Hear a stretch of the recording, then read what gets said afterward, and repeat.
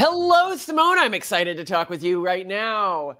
Today, we are going to talk about the hope crisis as it relates to declining fertility rates, but also society more broadly. And this was brought to me again, it's something I regularly see in a recent article in The Atlantic called "The Real Reason People Aren't Having Kids." It's a need that government subsidies and better family policy can't necessarily address. And this really reminds me of we were talking with Redeemed Zoomer not too long ago, and he was saying when you talk to boomers about all the sadness in this young generation right now, they'll reflexively be like, oh, it's phones. And if you talk to the media, because it's very urban monoculture, very distributed as much cash as possible, it's always all economic situations. Now you look at something like, oh, it's phones, and this is pretty quick to disprove. The studies on this show generally that it does make up a portion of the decrease in mental health in youth, but less than half. And that's some more generous studies. For example, Amy O'Brien, a lead author at Oxford University, did a study of 350,000 participants across the US and the UK on teen mental health use and technology. And she found that a teenager's technology use or a teenager's social media use can only predict less than 1% in the variation of their well-being, which is so small that it's surpassed by, for example, whether a teenager wore glasses in school. You can look at economic situations. They don't explain it at all. Like they have a correlation to well-being, but if you look at the way that Americans live today versus the way we lived 100 years ago, it is very clear that people 100 years ago lived in significantly more poverty than people today. But the statistical evidence is even more damning than that. It turns out that upper-class teens actually have worse mental health than, well, any other group. A study by Sonia Luther at Columbia University's Teachers College found that adolescents reared in suburban homes with an average family income of $120,000 report higher rates of depression, anxiety, and substance abuse than any other socioeconomic group of young Americans today. And so those can sort of be thrown out. And then if you talk about fertility more broadly, even some of the answers that we throw out don't really explain everything, right? So we're often like, well, you know, if you had more pride in your identity, you would have higher fertility rates. And yet, I mean, does not Russia and Ukraine have pride in their identity, right? Right. I mean, clearly they do to motivate these wars, and yet their fertility rates are desperately low. Or I may say, well, you need a strong religious system, right? But does not Iran, a literal theocracy, have a strong religious system and strong religious fervor in their country? Yeah. And yet their fertility rates are abysmal. So what is it then? You know, when everything else that we want to blame this on is out the window. And I think that everyone kind of internally knows the hope crisis is real, because we aren't just dealing with a fertility rate crisis. We are also dealing with an unaliving oneself crisis. We went into we've talked about it in a few episodes recently, that by recent CDC statistics, if you look at high schoolers in the United States, 1 in 10 considered unaliving themselves. Tried to unalive themselves on any given year. And 1 in 4 girls made a plan to unalive themselves at any given year. Like the rates are catastrophically high. It's like American high schools have become the happening, and everyone's acting like it's totally normal.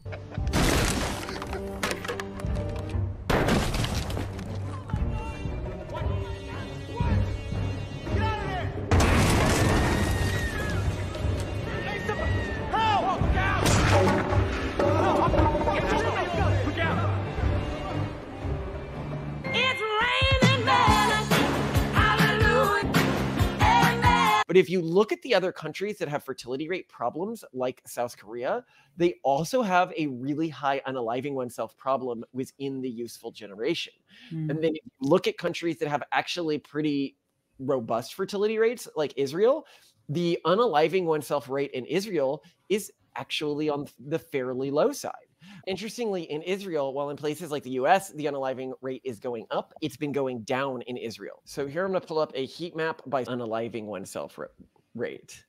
And what you'll notice is, remember I was like, oh, like, so here I am showing a map. Now, I do not think that this explains everything, but it does explain a little bit. Okay, so I'm saying that this is not like a definite, like this is where this is coming from, but it's definitely a big part of it. And when I talk to young people, when we're talking about the massive shift we've seen recently, and I do need to clarify how massive this shift is, because a lot of people, when they believe like the UN statistics on how quickly fertility is going to fall, those statistics are so laughably wrong. To give you an idea of how laughably wrong, when the UN is like, oh, we'll have a steady continuous decline in the United States that will then level off. First of all, it's like, why is it going to level off? But then second and more important, right now, if you look at the expected fertility rate of women and the actual fertility rate of women. So if you ask women, you know, in their early 20s, how many kids they expect to have, and then you look at how many kids they have, it's typically around, like, I think it's like 20% lower, depending on what you're looking at. Right. This study showed it to be 25% lower. Now, if you today ask kids their expected fertility rate, you get something like over 50% of young women saying they don't plan to have any kids at all. Sorry, it's worse than that. It's 57% of people under the age of 50, with it being weighted towards the younger generation. This was not the case historically. If you go to the previous generation, our generation, I think it was like 80% plan to have kids. So what we can see from this is if this pattern holds, and I love it that a lot of the data, they assume that now for this generation, the actual fertility rate is going to be above the expected fertility rate. Well, for our generation and what we know from the past, the actual fertility rate is almost always below the expected fertility rate, which means we are going to be seeing a catastrophic crash here. But the thing is what is driving young women to decide that they don't want to have kids? And when I talk to people, yes, there's some like urban monoculture-y, like, oh, it's for the environment and stuff like that. But I really feel like this is a just so story. Agreed. I feel like the much bigger thing is they just don't have hope that the future is going to be a place where they want humans living, or they want humans related to them to live. And you see this very explicitly in the Korean fertility rate. When people talk to, you know, people in Korea, because I've seen lots of these interviews, a lot of them are just like, yeah, but I don't want my kid growing up in this environment. And when you have an environment where 1 in 10 kids is trying to unalive themselves every year, like that obviously is a psychologically very damaging environment. Right. And to talk about the silliness of cash incentives, I'm going to read a quote here from the Atlantic piece because I thought it was actually pretty good. Cash incentives and tax relief won't persuade people to give up their lives. People will do that for God, for their families, or for their future children. In other words, no amount of money or social support will inspire people to have children, not unless there is some deeper certainty that doing so makes sense. And then the God thing, another thing I'll put on the screen here, a breakdown of religiosity by demographic, i.e., you know, millennials, Gen Z, Zoomers, etc. And you'll see in Gen Alpha, it falls off a cliff, and in Gen Z to an extent, which isn't captured in the mainstream demographics. There's a lot of people who are like, oh, the younger generation is moving right, which I agree, it is moving right, but it's not moving right towards the old religions. And this is a huge mistake that a lot of religious people I know are making. They're like, oh, all the kids are turning back to these old systems. And it's like, no, they're not. They are moving right in like okay, the urban monoculture doesn't work, but they don't, the vast majority don't view you guys particularly better than the urban monoculture. Right. And the big problem that the small religious renaissance that we're having right now has is that it's like almost all male. So the Gen Alpha faction that is actually like, okay, I'm going to go ortho bro, I'm going to, you know, convert to whatever, they're struggling because there's not an equivalent number of females making the same switch over. And so they're not able to easily find partners. And this causes a pretty big problem because then it solves nothing. Even though they might be good fathers now and they might be able to motivate a high fertility rate, they don't have a partner to marry, so they don't end up having kids.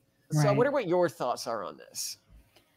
How much do you think this is an epidemic of hopelessness versus an epidemic of ennui? Because I get that the unaliving element of this implies that it's more of a negative affectation aside from just a lack of feeling anything. But I also get the impression that a lot of the low fertility stems not from deep unhappiness, though maybe there's a lack of contentment that's pervasive, but rather a lack of meaning in general and a lack of desire to do anything that's not necessarily actively miserable. I think you have a really good point there. So I think the meaning crisis, as it's called, is a really good way to look at this. And I think that you've laid this out. And this was actually the core point of our first book and our shortest book, The Pragmatist's Guide to Life, is helping people develop a sense of meaning without trying to push them in any one direction. Very different than the type of people we are today. But one of the things I realized when I was writing that book is there just was no other tool like that. And I think that that is part of what led to the meaning crisis.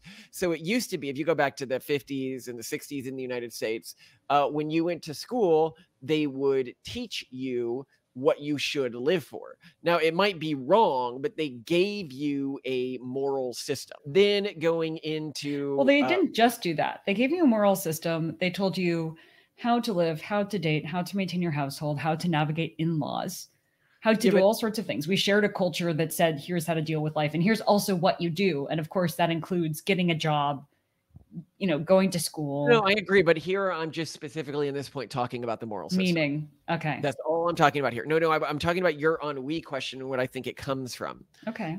And then in the 80s and 70s, they had like the satanic panic and stuff like that.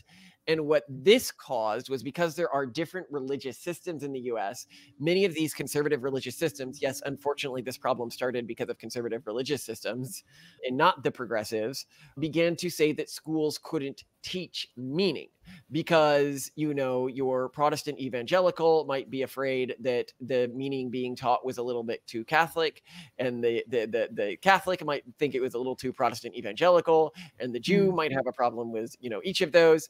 And so schools were just like, well, we won't touch on questions like, why do I exist? What's the purpose of my life? Why should I keep existing? Why does humanity have value?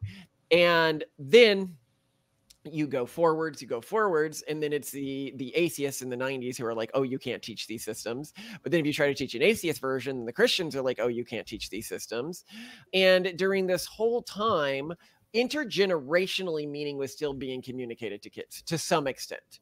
But the system for that really broke down, and the scaffolding and the ways that we have to think about and address these questions completely broke down to the point where now in society, when people are looking for meaning, and if you want to understand more on how we think about this, you can look at our levels of thought video.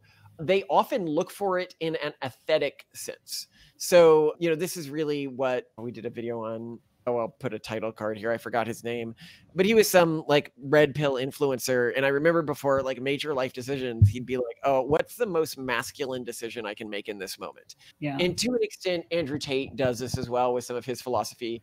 An identity-based objective function.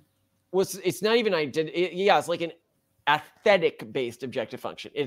It's what would somebody who is, and you see this on certain parts of the left as well. I think parts of the trans movement has gone in this direction, where they begin to make a major life decision thinking, what decision would my gender identity make around this? But this isn't just a gender thing, right? Like you'll also see this in what kind of decision would a good person make in a moment like this?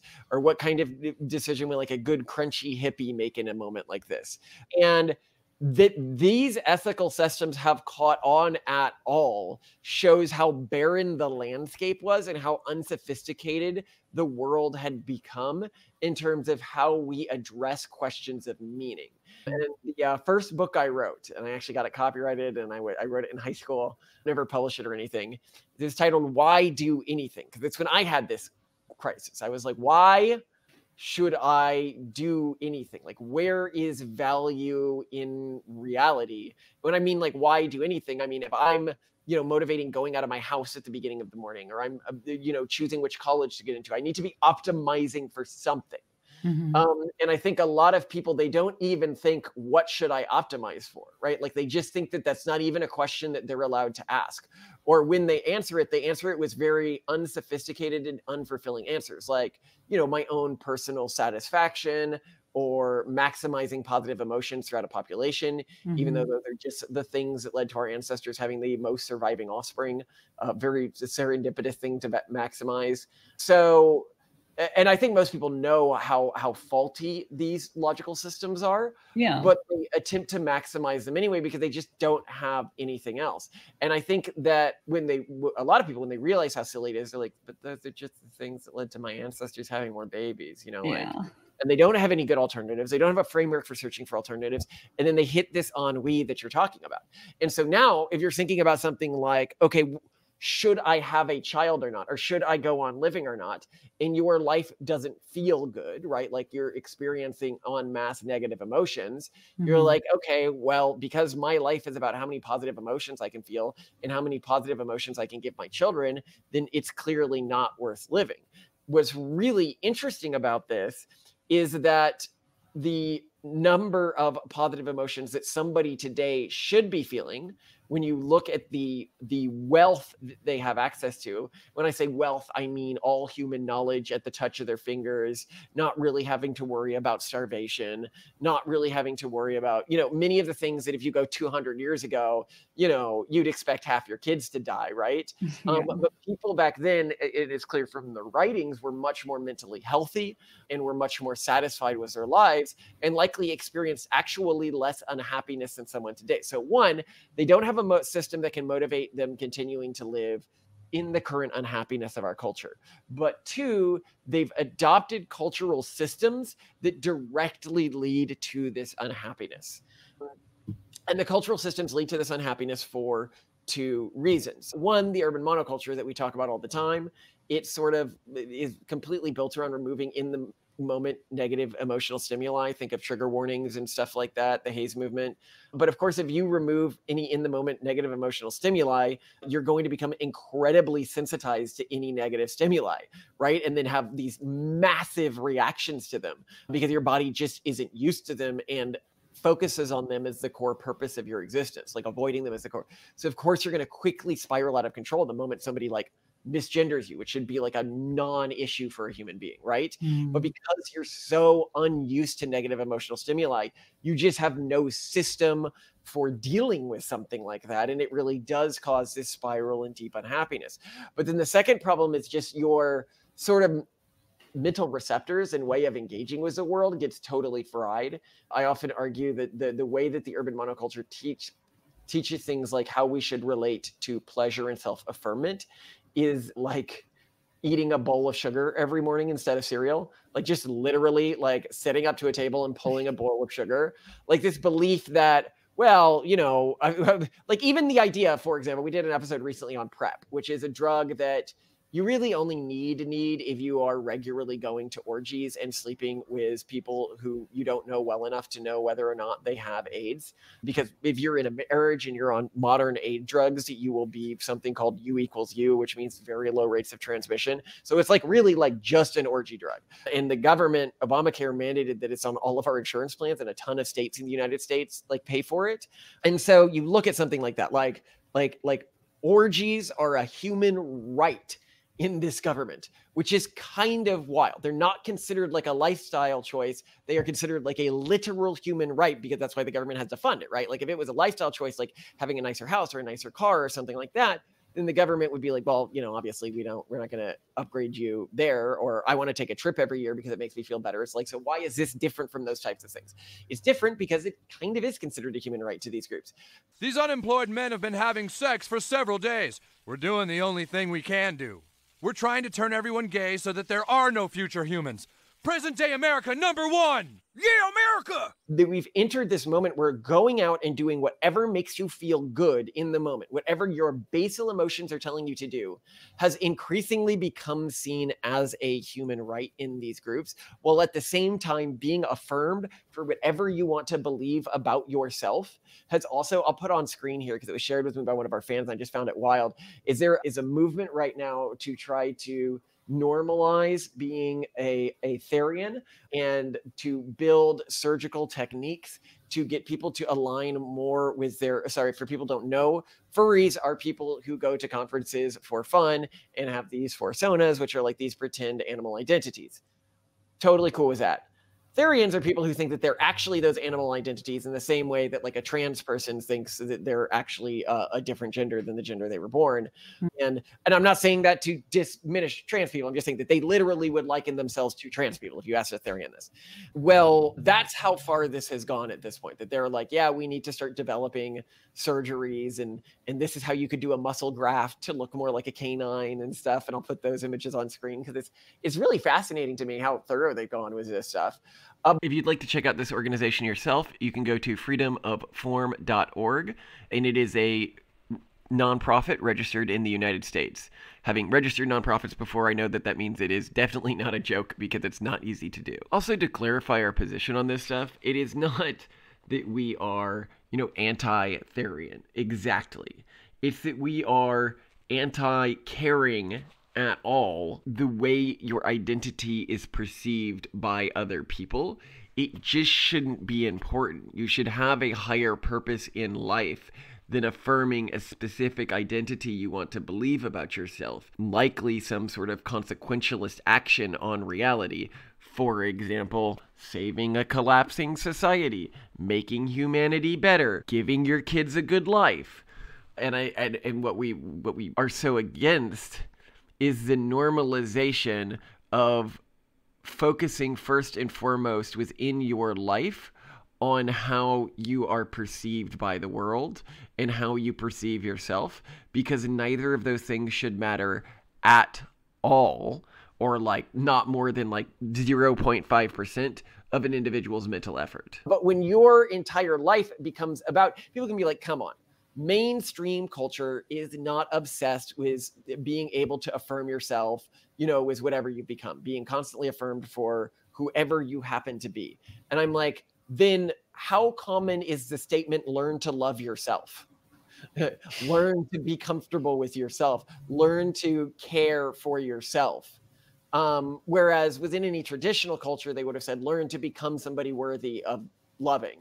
Learn to become somebody that you can be proud of, not learn, like manipulate your own brain into affirming yourself, whatever. But these are like mainstream. These are like you go into like vanilla mom houses, right? And you'll see these on the walls. What's your thoughts on this, Simone? Like, of course, this is going to lead to a short circuiting of all these pathways and lead to constant depression and anxiety. And then because you don't have any other moral system that can pull you out of this, you're also completely directionless.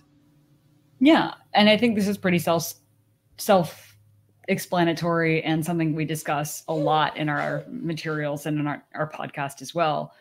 I am going to push back on your argument that instructions on how to live and norms around what is done in life isn't relevant in a conversation about meaning. And here's why. Okay.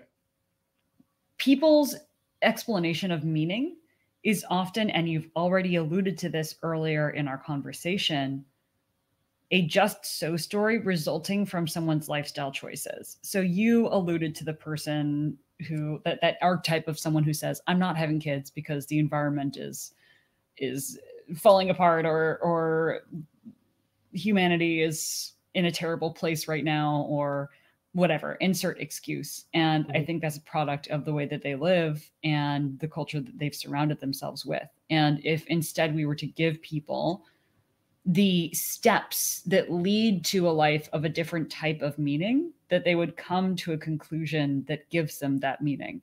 And that sometimes you have to surround people with the right set and costumes and co-stars to have them as a character have a hero's journey that's meaningful. So in other words, I'm adopting the dress for the job you wish you had version of an objective function. And I don't think that you're giving enough weight to the importance of showing people cultural norms that lead to healthy outcomes. I can agree with this, but I think one of the dangers of this way of thinking, and I was going to say, remarks that there were two reasons, is it's not just the urban monoculture's problem. Another problem is of the people who realize the disillusionment of the urban monoculture, a number of them have turned to cargo cults. And we've talked about this in regards to the trad wife phenomenon, but we should just remind you of what a cargo cult is for people who might have forgotten. So in World War II, planes were active in the South Pacific, and they would often give food and supplies to the people of the region while they were operational in those areas. After they left, the people sort of developed an almost religion around this time in the past when there was more prosperity, and they will build out of, rocks and palm fronds and stuff like that, runways for planes to land on, and then build like fake radio sets and fake antenna and talk into the fake radio sets to try to get the plane, do the words that they remember the people saying the last time they saw them, and dress up with like USA written on them and do marches. And this is a cargo cult, right? And in a way, the trad life phenomenon, it is not, these people didn't like look up how did wives actually behave normatively in the 1950s. What they did is copying a caricature. Yeah, they looked at, well, not just a caricature, they're copying often ads and Hollywood-based media. It would be as ridiculous if 100 years from now or something, somebody was trying to live like a classic person from 2024, and they based everything off of like ads, right? Like Sears ads or something like that, right? Like it wasn't the way a huge portion of the population was ever really living. And as such, it was never like an internally consistent way of living. And if you're like, well, why was the media of the time motivated to manipulate people to live a lifestyle that almost no one was actually living? Well, specifically, it was because this period of ads was right after World War II. During World War II, when all the men went to war and the women started taking on lots of industrial jobs, women really began to normalize to that. And so both government and big business, when the men came back to prevent a major economic catastrophe, needed to get these women out of the workplace that had just flooded it. And so they created this image of, oh, you want to be a stay-at-home wife. That was the goal of all of these ads. It was to counter a trend that was already happening. They were produced like this specifically because this lifestyle was so rare. But we've touched on this with trad wives. The bigger problem for me is the religious cargo cults that I've been noticing popping up. So, earlier I talked about ortho bros, and I think for a large portion of like the ortho bros, it's really become a bit of a cargo cult about trying to ape the most religious looking of the Christian religions in the most religious looking way. A lot of people, when they return to one of the traditional faith systems, what they do is they advertise, like they search among them for the one they want by the one that aesthetically looks most to them, what their sort of pop cultural memory of what a religion is supposed to look like. And so from modern 2024 pop culture, Orthodox Christians look more Christian or more like, traditional-ish than other Christians. They jump to that, without looking at the fertility rates of that community, without looking at which by the way are very, very low, without looking at, okay, how many people who are joining this faith are actually getting married or achieving any sort of outcome or anything like that. It's like, if I act out this thing, I will get the benefits from this. When historically speaking, most forms of Christianity that were in any way thriving and not in some sort of a dark age were what I call an active theological conversation that people were actively and excitedly engaging in. If you look at, what was happening in America during any of our great awakenings, that's what was happening, right? We were constantly excited about what the newest religious ideas were, right? And I think that they forget this in this cargo cult mindset, that when these faiths, whether it's the Orthodox faith or the Catholic faith or one of the Protestant faiths or the Jewish faith, has been in its moments of most thriving, that's when it was in this active conversation about how it was going to progress instead of what was right and what was wrong. And I don't mean this in a progressive sense of people like, oh, these things don't change. And I mentioned, before when somebody says that, it's like, well, I mean, do consider that Catholics only started believing that life began at conception with Pope Pius IX, around 200 years ago. You look at like Thomas Aquinas or Augustus Pippa, they didn't believe this. So if you hold to that Catholic belief, then you are okay with the church continuing to evolve its beliefs. And should it not continue to evolve its beliefs from here? If you are a Mormon, I mean, anyone who's actually like a Mormon and familiar with the Mormon faith must know how quickly the active theological conversation used to move in Mormonism. And I think one of Mormonism's core challenges right now is it moved from having a group of intelligent men in this active conversation to being more and more just the current prophet, which removes the active conversation from the table. But I think I see that coming back. But I think more broadly, we have to be wary of the cargo cults of religion, because when you do the cargo cults of religion and you think, I just act out X, Y, and Z, like, the old 1950s ads, and all of a sudden the prosperity of the 1950s or the spiritual prosperity of the 1950s will come back to me, you'll be sorely disappointed. And we've seen, there's been a lot of videos of, trad wife to like despair pipeline. And it makes a lot of sense, because they are entering these relationships where now divorce is common and they're not fully considering this. And now the guy's had 5 kids with him. He got all the utility he wanted from them. They're old. They're not that attractive anymore. He's made a lot of money and he just divorces them and marries somebody younger. And they are quite screwed. So like, how do you protect against stuff like this? But anyway, what are your thoughts? In general, I agree, but I think that giving those defaults to people helps to get them there. You have to, you can't just give the costume and the set and the surroundings and nothing else and assume that people are going to come to the right conclusion, but it makes a huge freaking difference. And right now I feel like people are concluding that nothing matters because they're set up, or either nothing matters or literally they're better off not living, because they're set up in such a bad way where how can they help but conclude that? We have people who think that they're never going to be able to own a house. They're never going to have a meaningful career. They're in debt. They're in a desperate situation. They can't find a partner. What else are they going to conclude? I think if we set people up for success and if we gave them better cultural defaults, that people would find more meaning more easily. Even right now, for example, if we just gave people meaning, or if we just gave everyone the Pragmatist Guide to Life and had everyone truly and very carefully think for themselves what mattered, I think the problem is that people would probably come to a very nihilistic and negative utilitarian conclusion to a great extent, given where they have been placed, given the priors they've been given the societal defaults that they're growing up with. Yeah.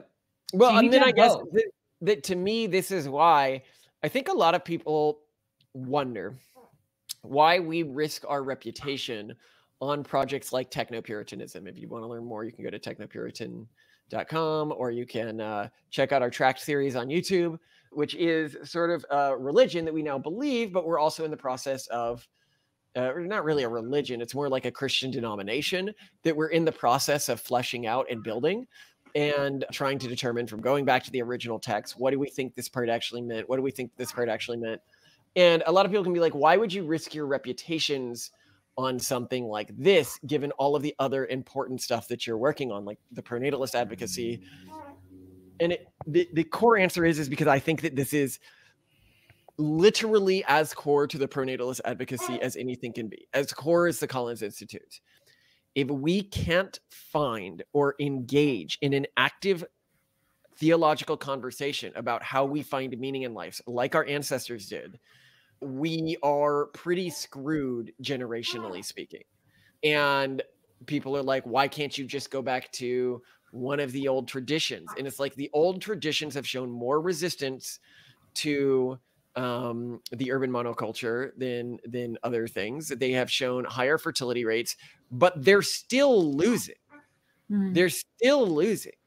And losing hard. There's a reason why, when you look at the old religious systems, more of Gen Alpha is deconverting than Gen Z, and more of Gen Z is deconverting than millennials, right? Like, you guys are on the losing side of a battle, and you're like, why don't you come join us? And it's like, hey guys, why don't you come hang out at the Alamo?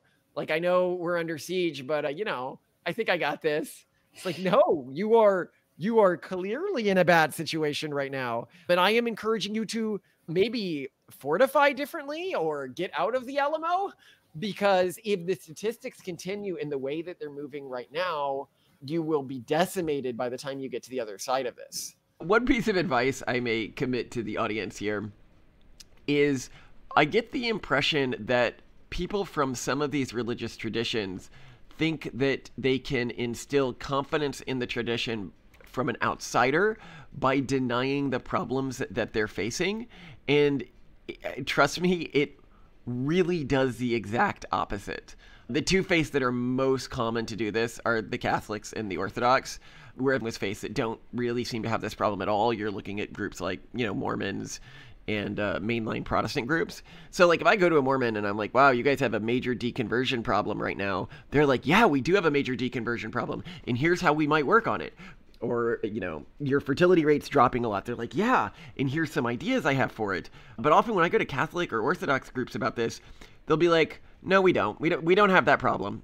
And I'm like, well, I mean, here are the statistics. You do seem to have a massive fertility rate problem and deconversion problem, and it's actually much bigger than the Mormon problem, who are admitting this problem, and they'll be like, it's not a problem in our most devout groups. Don't worry about it.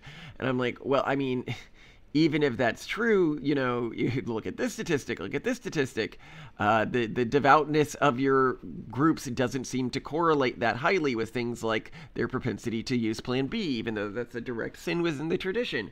Why aren't the more religious members using it at lower rates? Which we have a whole episode on. You can check out our Catholic fertility rate episode.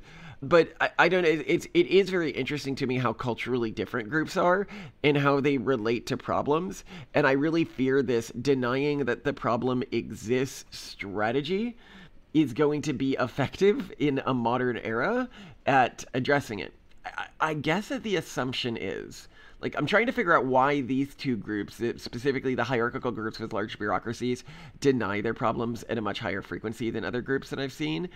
And I'm guessing it's because they have sort of a history of, well, if there is really a major problem, then the upper echelons of the bureaucracy are going to recognize it, come up with a solution, and tell us what it is. And it's our job to just defend the bureaucracy's honor, and we can best do that by denying that the problems exist. Which is why we're working on this project and why we risk our reputation on this. But I think also a lot of people, when they begin to engage in pronatalism, a lot of our ideas seem really stupid at first. They're like, why don't they just do cash handouts? Why don't they just try to get cheaper housing? Why don't they just do more generic religion, right? And then anybody who actually seriously engages with the topic, and I've seen this evolution of people over time, where at first they think that we're like crazy or extremists, and then they've been in the movement for like a year and they've actually personally dove into all of the other stats, and they're like, oh, I get now why you came to, you need to create an alternate education system, and you need to build social technologies of a religious variety that are either totally new or augmented versions of our historic systems, instead of just saying, well, we can go back to the way we used to do things, because it's clearly not working. And the cash handouts clearly aren't working, and the smaller apartments clearly aren't working. And I also think it's interesting. We should do a different episode on this, but I'd also love to hear your thoughts on this. Why do you think, as we become wealthier and wealthier as a society, when I say wealthier and wealthier, people are like, no, look at how much this costs. Look at how much this costs. And it's like, do you really think your life is harder than someone in the 1800s? Really? When we talk about that, why has society become so much less satisfied as it's gotten so much wealthier? Do you think it's all downstream of the other things that we're talking about in this? We only know the context in which we exist. We only can really compare our lives to where we stand now, and we normalize to where we stand. So I think it's not fair to expect someone to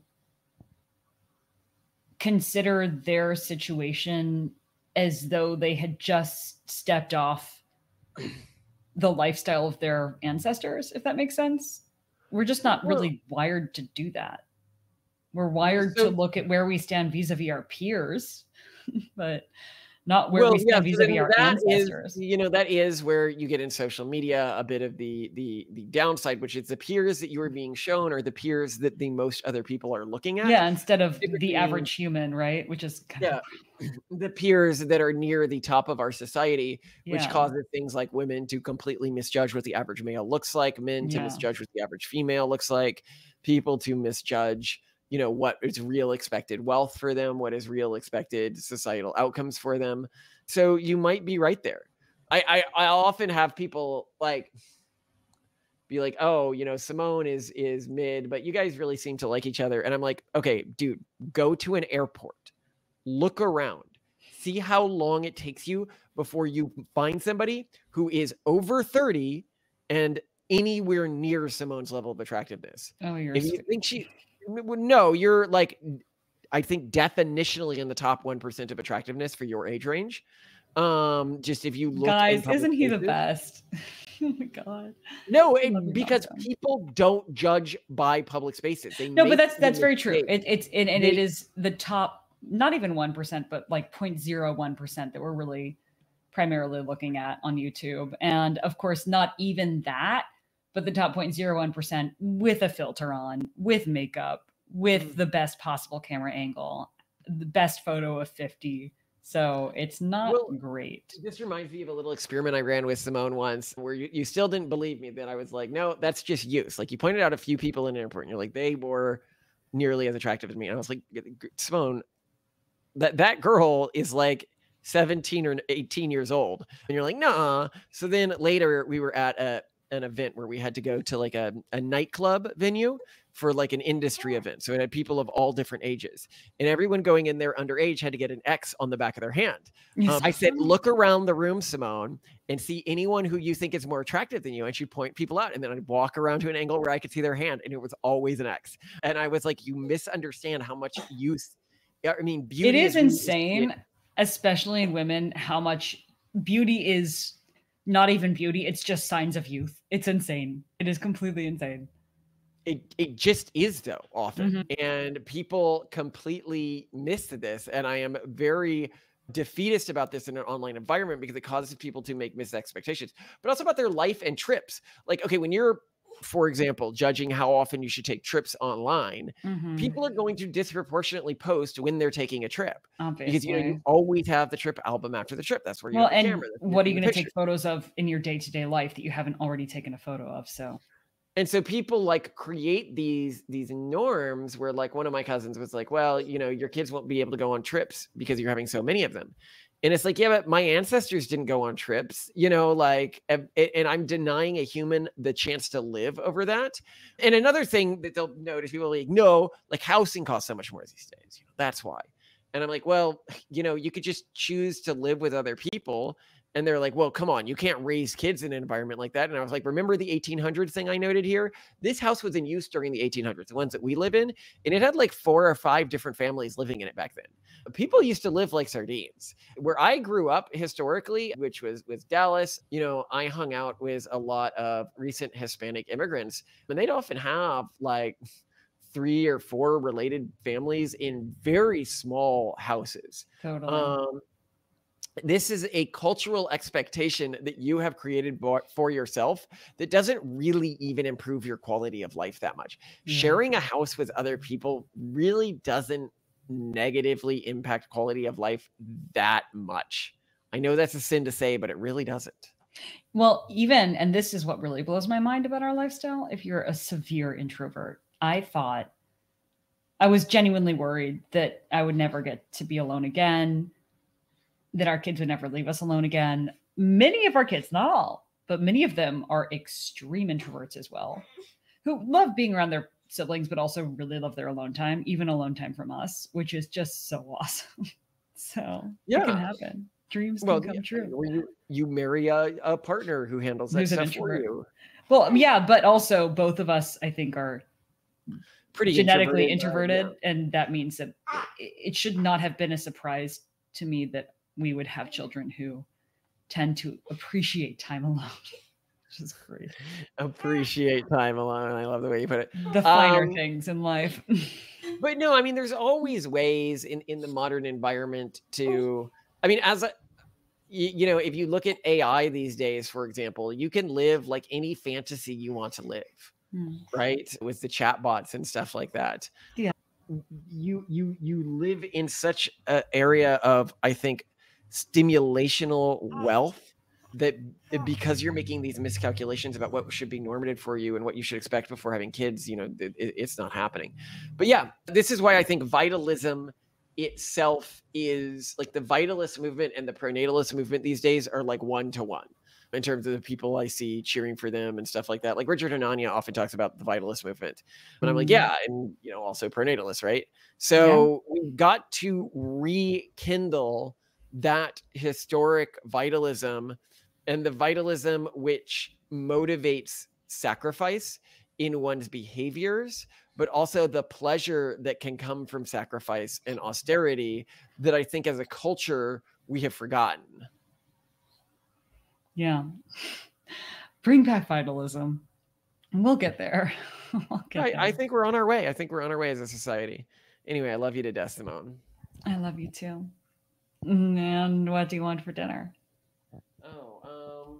You know, do we have anything in the fridge that's like defrosted? We should probably start defrosting some lasagna and some of the curry that I made from the freezer. I slow cooked it. Well, on we only have one more night here after tonight. So just one thing then. Do you want curry or do you want lasagna? Where are we going? We're going to the Hamptons. It's not in my calendar. Is it not? Nope, it's in your calendar. Family drive to Hampton Bays, afternoon at the Hamptons. Oh, you put it all in Hamptons today. family time. No, this has been in here. Can I see history of creation? It doesn't show history, but no, this has been here for a while. Oh, it has? Someone just hasn't been paying attention. Okay. You just can't bother to know that we're going to the Hamptons. Hamptons. Don't worry, guys. We're not paying for it ourselves. So can you then... I can make you... I want to finish off curry. I can make you your curry with rice tonight. I can. No, why don't I finish off the soup and do some pasta with pesto? Okay. Bow ties. Or macaroni thingies with little flavor twists. You notice that they put ridges on the macaroni. Yeah, let's try the macaroni things this time, actually. Okay. You're a woman of sophistication and a wonderful chef. You know, you cook for your husband now, right? Only because you asked me to. Would you want me to not ask you to? No, I think our evening setup works really well. So I'm happy to do it. I appreciate giving me time to do it tonight. I love you. Bye.